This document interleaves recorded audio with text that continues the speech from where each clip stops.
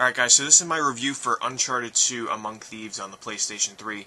Just a really quick edit here. I originally started talking about this game in a Games I Bought Recently video, but I talked about it so much that I'm going to do a quick edit here and take what I said about the game and just put it into its own review video here, because that's basically what it was.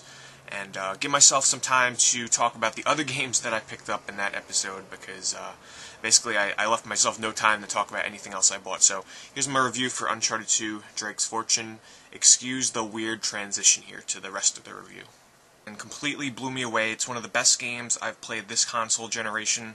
Those of you probably know what game that is already. And that's Uncharted 2 Among Thieves for the PlayStation 3, exclusive to the PlayStation 3.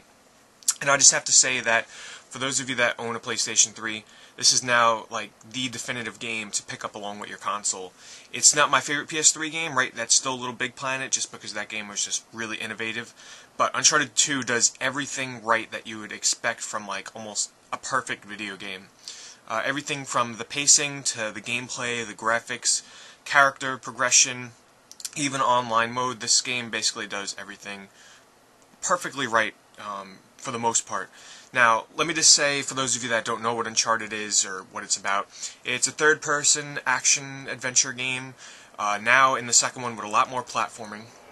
The best way to think of it is a Tomb Raider game mixed with, you know, Indiana Jones storyline and cinematics and areas and all that kind of stuff, where it takes real-world places, for the most part, and treasures and people, and throws them into sort of like a fictional yet non-fictional story and setting. I don't want to spoil anything because there's some stuff in here that obviously you'd never see in real life. But for the most part, that's basically what Uncharted is about. And the reason why I love this game so much is because I just couldn't put it down. It made me keep wanting to play. I beat this in 2 sittings. Now, don't get the wrong impression that this game is short. While it might be short for some people, it clocked in at about 9 or 10 hours for me, which is perfect. I love games around that length because I could actually finish them, and I feel that they don't really drag on.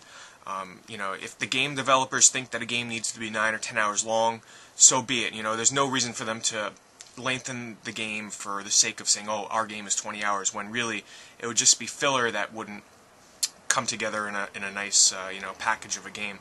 So, Uncharted 2. I'll start with the gameplay. In the first Uncharted, it was very heavy on the combat and little on the platforming, and I really like the platforming in Uncharted 1. Uncharted 2, they have gunfights, and then once you're done with those gunfights, when you've just had enough of shooting guns, you move on to the platforming. And the platforming in this game is done really, really good. For those of you that have played Infamous on the PS3, where it feels like you can jump and hang on everything, but it kind of felt automated in Infamous, where, you know, if you went to jump on something, it kind of felt like the game was holding your hand. Uncharted 2 kind of feels the same way, just less with the hand holding and, you know, more of kind of precision jumps where it's, you know, you got to be a little more precise but where you're jumping. So platforming is like that, and it'll be broken up from gunfights to platforming to gunfights to platforming, and just when you're getting bored of one, even though I never really got bored of the platforming, it would bring you into the other. Gunfights, very, very heavily influenced by Gears of War with the whole cover system, you know. And that's really my only complaint about the whole game, is the cover system, where sometimes you'd go to, you know, duck behind a cover, or you'd go to move from, like, behind something to the side of it to the other side. It just felt a little bit wonky in some spots where, you know, it didn't do exactly what you wanted it to do. And also the combat is kind of, it's generic, it's in there, but it's generic, where it's basically you're tapping that square button, and then when the enemy goes to hit you, you just hit the triangle button and you dodge. There's really nothing else to it. There's no combo system or nothing. It's very basic. But it works, it's good enough. That's about really the only complaints I have with the game, for the most part, because everything else is pretty damn near perfect, almost. Graphic-wise, this is one of the best-looking games I've ever seen.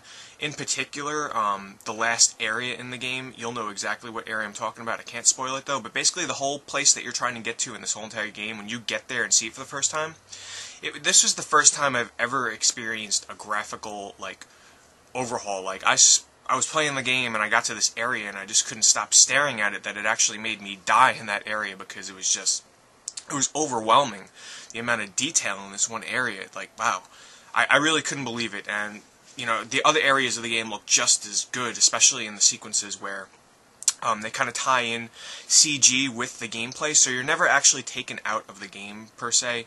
You know how some games you'll be playing in the gameplay and it'll take you out.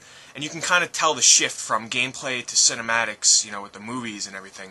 But with Uncharted, it's seamless. So you'll be playing and they'll tie in CG and they'll give you a limited control of your character, but it kind of keeps you from breaking up the gameplay from cinematics and gameplay, and it ties it together really well.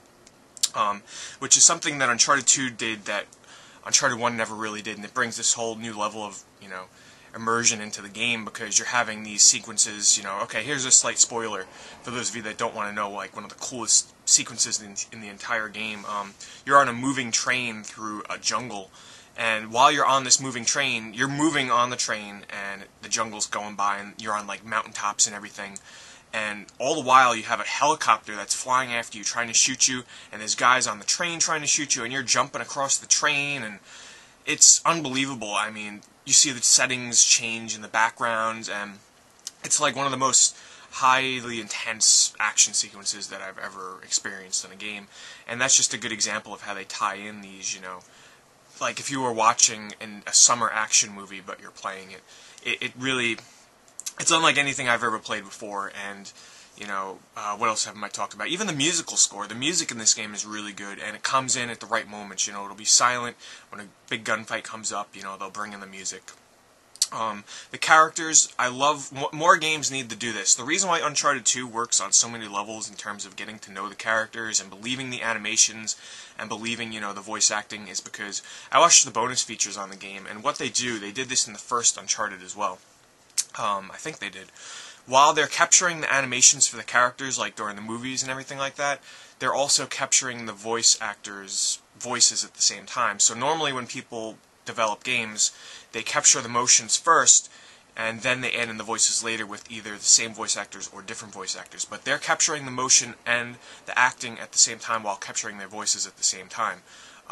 All they're doing after they capture the whole sequence, they just add in the graphics on top. And overall it comes across really well because you really believe the actors, and it makes the game more believable. It looks really good. That's why Uncharted 2, it feels different from other games, because not many games really do that. What else? For those of you that want the collectibles, just like in Uncharted 1, they have the collectibles in there. They're really well hidden, so there's some replay value there. But really, I sat down and I played it for about 3.5, 4 hours for the first day. I got back from work and I played it, and I just couldn't stop playing it. And then the next day I had off, finished the game the next day because I just couldn't put it down. I kept playing, and I beat it, and I was really happy with it. I jumped online, and the online is good. It's not awesome, it's not going to be able to fend off against the Modern Warfare 2 and everything. But for the most part, it kind of feels like Gears of War meets SOCOM. It's pretty basic. You have a couple of weapons, and you can do respawn, deathmatch, capture the flag type stuff, control points, and it carries over everything that came from the first one into multiplayer. You can climb on buildings and everything. You can do all that, and it's pretty basic. I like it. It got the ranking system where you can level up and you get experience and you get new characters, and it's got like the whole perks thing where you can attach things on your guns and get new abilities. The online is okay. I've been playing that for maybe, I don't know, 8 hours total. I don't even know. I'm level 17 on there, so however long that might take. I've had some fun with it. So overall, Uncharted 2, one of the best games I've played in this gaming generation. I highly recommend it. It is worth buying a PlayStation 3 for, believe me.